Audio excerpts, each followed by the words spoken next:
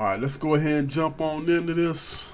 As you already know, Teofimo Lopez versus George Kambosos Jr. fight was canceled. I think the announcement was made like Tuesday, I believe, something like that. And the reason behind it was the fact that Teofimo Lopez caught the COVID-19 virus. Okay, now, that could be extremely problematic from what I've seen. Now, I haven't had the COVID myself, but from what I've seen with other athletes, it appears that it takes a long time for them to get their health completely back. You know, athletes have said that it took them a long time for them to feel like themselves. Miguel Berchelt, who was the heavy favorite going against former featherweight champion Oscar Valdez, he looked horrible when they fought. I think that was back in like what, February or March or something like that. But he looked a mess. He never looked like he was in this fight, and he never looked like his old self. And I think he was going for a record or something that night when he lost to Valdez. I mean, you just don't know how this disease is going to, or virus, whatever you want to call it, is going to affect you going into the fight. Now, fortunately for Teofimo, they didn't just reschedule it for like a week or two later. He'll have about a month and a half, something like that. Yeah, we'll say roughly 2 months, because that would be 2 months to recover, get back in the gym, and do what he does. But they say COVID actually affects people differently, so it'll be interesting to see if he fully recovers in that time. And let's say it takes him a month to recover. How would that affect him going back into camp? Because if it, that's basically what he's going to have to do, have another mini training camp for this fight. That's going to be real interesting. And a lot of people, I'm not saying me, but you have several people out there that believe Kambosos could actually upset Teofimo Lopez anyway. Now, everything being on the level, no COVID, no disease or virus or anything like that in the play, I got Teofimo beating him. I just think Teofimo is at a higher level of boxing. But a lot of variables can come into play when a fighter gets in the ring. And health plays a big part. Conditioning plays a big part. And when you're talking about a disease that can affect your lungs, I mean, let's look at Alexander Povetkin. Now, this might not be the best example, because most people would say Dillian Whyte was winning the fight anyway against Povetkin. But that second fight, he didn't look like himself at all. His legs did not look under him at all. Like, every time Dillian touched him, even if it wasn't clean punches, he looked completely off balance. Never looked like he had his legs under him at all. For a number of years, and Harold, the old super featherweight, has said he really wants to get, an early blow there for Whyte, and he hasn't got his legs under him at all here, Povetkin, and he's really all over the place.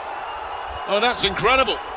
He's in big trouble early, catches a left hook, needs to settle himself down here, less than a minute to go. Boy, oh boy, these guys are throwing howitzers. Nick, I don't think a single shot landed clean yet. I think they were all glancing off the gloves onto the target.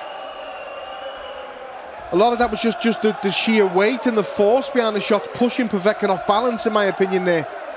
Well, I agree with you. I didn't see anything clean. Look, he's certainly dangerous coming back. He doesn't seem hurt. He just seems to be a little bit of an issue with his balance. He keeps having that was a good shot from Whyte. And he's taking it much better than the other ones. And Whyte really loads up with that right hook.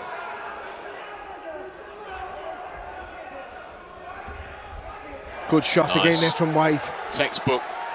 Get off with the jab, bring the right cross into play. There hasn't been a person, to finish that sentence, there hasn't been a person that's been in the ring with Dillian Whyte and had an easy night. You know, Anthony Joshua included. He's a tough night's work for anyone. Just looking a bit unsteady on his feet, Povetkin, and he did in the first round, even before anything major landed. He caught a little bit of a shot around the back of the head, but nothing too big or too eye-catching. Just doesn't seem like his balance is the best at the moment. It's really strange. The man kept getting knocked down, and I'm not saying Dillian White didn't do his part, but clearly you could see that the man was having balance issues from the jump. But I'm going to read an article that was put out that Alexander Povetkin's manager had spoke on the condition of Alexander Povetkin going into the fight. And it says, Alexander Povetkin manager believed his fighter was negatively impacted by COVID-19 in his rematch with Dillian White. Povetkin and White shared the ring a second time on March 27th. The two first fought back in August 2020. Povetkin scored the upset fifth round TKO victory to capture the interim WBC heavyweight title. In the rematch, White got his revenge by stopping Povetkin in the fourth round via TKO. Povetkin battled COVID, which forced the rematch with White to change dates multiple times. It took Povetkin a while to recover, and his manager, Dmitry Ivanov, told Vasily Konov that he feels his fighter performance was hindered via BoxingScene.com. I'm not a medical specialist, but in my opinion, the coronavirus has not been fully studied, in particular from the point of view of the consequences to the body after having it. Therefore, it is difficult to say just how much the disease affected the preparation and the fight itself. I believe that it greatly influenced the functional ability and physical state of Povetkin, as well his ability to concentrate, pay attention, and his reaction time, in my opinion. All of the functions that Povetkin had were now in more of a sleep mode. And that's a quote from Alexander Povetkin's manager. Now, with that being said, it wasn't just him, who showed long-term side effects of having coronavirus, or also known as COVID-19. Let's hear what Jason Tatum had to say when he caught the COVID and how he felt trying to recover from it during the basketball season. I think it messes with your breathing a little bit. I have experienced some games where I don't want to say struggling to breathe, but you get fatigued a lot quicker than normal. Just running up and down the court a few times, it's easier to get out of breath or tired a lot faster. I've noticed that since I've had COVID, and it's just something I'm working on. It's gotten better, since the first game I played, but I still deal with it from time to time. I mean, it isn't just basketball players that have had these problems. You had the same thing in baseball. You had guys that had caught the COVID and just never recovered. Never felt like they were at full strength. Never felt the same. And football as well. Great example is Von Miller. His production dropped significantly.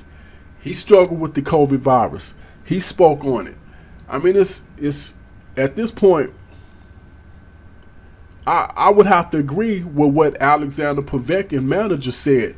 You just don't know the effects of this disease to the point where you can't say, well, okay, in 2 or 3 weeks, they'll be fully recovered. In a month, they'll be fully recovered. In 2 months, they'll be fully recovered. And then from what I'm hearing, it kind of depends on the person as well. So it's a lot we haven't learned about this virus and how it affects you physically. We do know it affects the lungs. I get it. But it just seems that it might be more to it than that, especially as far as recovery time. And with that being said, Teofimo Lopez might very well be in trouble. And I'm not trying to paint a narrative that's not there. I'm speculating because I don't know how the man feels right now as he's going through it, and I won't know how it's going to affect him. But the question is, does he know? Because I don't think he would know how it's going to affect him getting in the ring. So don't be surprised if Teofimo Lopez does not look like himself. I'm just going to go ahead and put that out there now. And don't be surprised if he come out of there with a loss. I'm just going to throw it out there now. Now, just to add another wrinkle to this story, you have some that's under the belief that Teofimo Lopez don't have COVID at all because they never really provided any proof of him having COVID. Now, with that being said, you have people that believe that because of the poor ticket sales that was taking place with his fight with George Kambosos Jr. Very little buzz was being, talked about with this fight coming up this weekend. Now, me personally, I wanted to see it. I thought it was a good matchup. I don't think it was pay-per-view worthy though, but I was willing to watch it. Hadn't quite decided whether I was. Well, actually, I did decide once I found out that Franchon Cruz-Dezurn was fighting on the co-main event for her undisputed matchup against Ellen Cedros. But it wasn't a lot of buzz about the fight. A lot of people would have preferred to see him fight Devin Haney. And I don't know. I don't want to call the man a liar and say he did not have COVID. But you do have some people under that thought pattern that they faked it because the fight wasn't selling. But I don't know. That's something we can't really know. Only Teofimo and his father knows that. But at the end of the day, if he does have COVID, I can't help but wonder, will it affect his ring performance? And that's pretty much all I got this here Bustin' Boxing's own Fight Doctor. Hit that like button, hit that share button, hit that subscribe button, hit that notification bell, hit me up in the comments section, and let me know, what do you think? Is it possible that the Teofimo don't have COVID at all? And if he does have COVID, will it affect the outcome of him versus George Kambosos Jr.? That's pretty much all I got this here Bustin' Boxing's own Fight Doctor. I am out.